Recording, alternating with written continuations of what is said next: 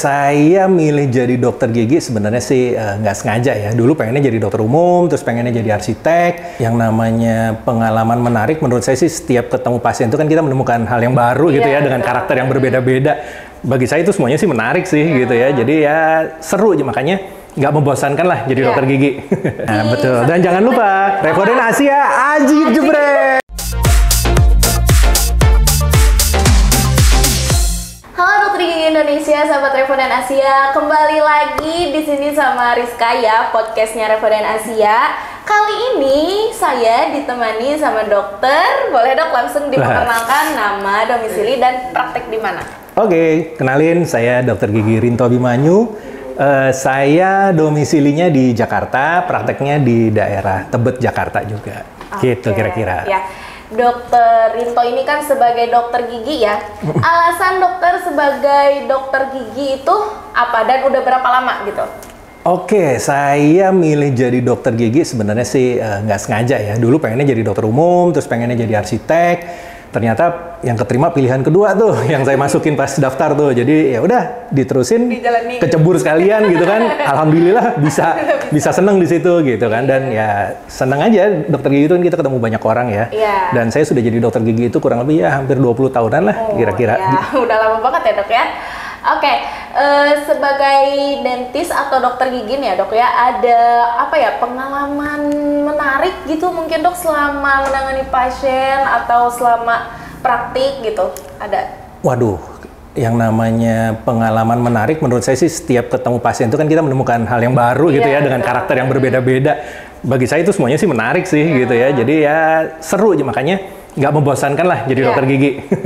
Dokter Rinto ini dokter giginya, dentisnya ngambilnya konservasi gigi kan ya dok ya? Spesialisasinya ya. Itu alasannya ada alasan khusus kah dok atau bagaimana mengambil konservasi gigi? Dari awal saya lulus dokter gigi memang saya seneng melakukan perawatan saluran akar, sehingga jadi ketika saya mau mengambil spesialis saya udah mantap tuh, saya harus ngambil konservasi. Karena memang saya seneng perawatan saluran akar itu, karena apa ya? Ya itu tadi, nggak ada kasus yang sama menurut saya. Semua kasus tuh punya challenge-nya masing-masing gitu. Tantangan ya dok ya? Betul. Oke, selain itu nih dokter Rinto ini juga salah satu sebagai KOL-nya Refoden Asia ya dok ya? Nah udah berapa lama nih dokter jadi KOL-nya Refoden Asia? Kalau untuk jadi KOL-nya Refoden Asia mungkin udah hampir 7 tahunan lah ya gitu. Tapi kalau secara keseluruhan ya saya pernah menjadi megang beberapa merek sih. Tapi untuk Refoden Asia kurang lebih udah 7 tahun, udah cukup lama juga. Iya, lama banget dok. Sebagai KOL-nya Refoden Asia nih dok ya, ada apa ya pengalaman atau misalnya kesan-pesan gitu sebagai KOL-nya Refoden Asia tuh apa dok? Oke, mungkin pengalaman yang menarik kali ya gitu. Soalnya kalau yang pengalaman gak enak kayaknya nggak ada gitu kan. Selama jadi KOL Refoden Asia pengalamannya enak-enak. Dan yang menarik adalah gini, ketika kita jadi KOL, ketika misalkan pabrikan akan melaunching produk tertentu, kita yang pertama kali nyoba tuh di Indonesia gitu. Kita dikasih sampel, dikasih suruh coba dulu, kita review gitu. Jadi menariknya sih di situ. Jadi kita pertama kali nyoba alat-alat yang terbaru gitu. Iya, oke. Nah, tadi kan ngomongin alat-alat ya dok ya. Alat apa aja nih yang udah dokter cobain yang mungkin memang Refoden Asia juga jual kan dok ya? Apa aja tuh dok? Nggak hanya coba ya, jadi saya memang kalau untuk alat-alat, pertama saya memang, saya dikasih coba dulu, tapi akhirnya saya beli. Jadi saya benar-benar pakai untuk praktekan saya gitu, jadi saya nggak ada endorse-endorsean. Jadi kalau untuk alat endodontik terutama, dari endomotor, saya pakai Iconic S. Kemudian untuk apex locatornya saya ada Airpex dan Finepex. Untuk pengisiannya ada Fastfill.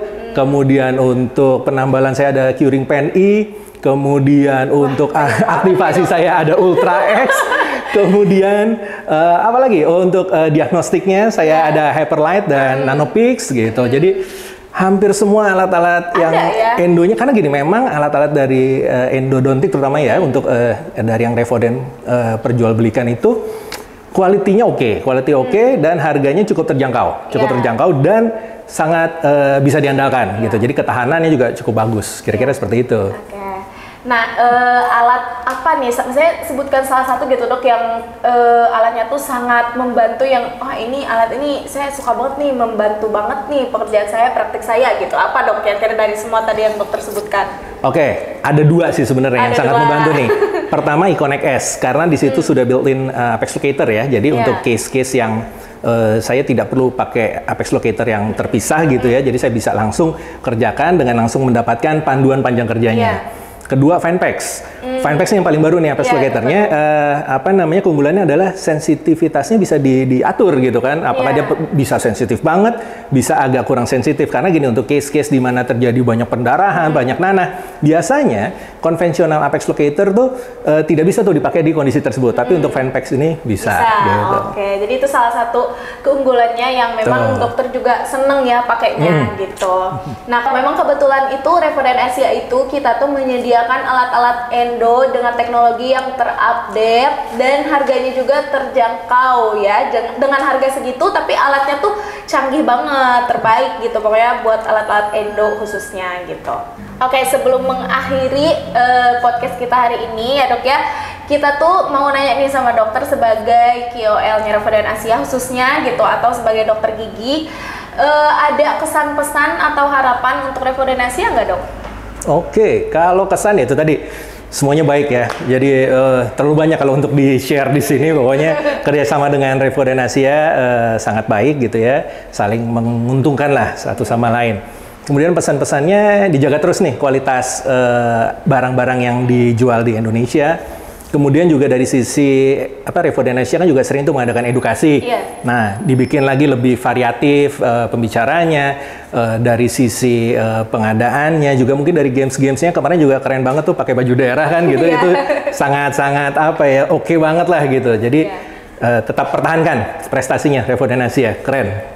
Oke, terima kasih banyak dok untuk pesan-pesannya, harapannya yang seperti tadi Dr. Rito sebutkan. Kita tuh memang Refoden Asia sering mengadakan seminar edukasi, jadi dokter juga harus selalu stay tune di Instagramnya Refoden Asia untuk info-info menarik lainnya. Terus selain itu untuk dokter gigi yang mau belanja alat-alat endo terbaru yang update dan harganya murah-murah, udah pasti jelas dari Refoden Asia. Dan jangan khawatir, kita pasti ada after sales-nya.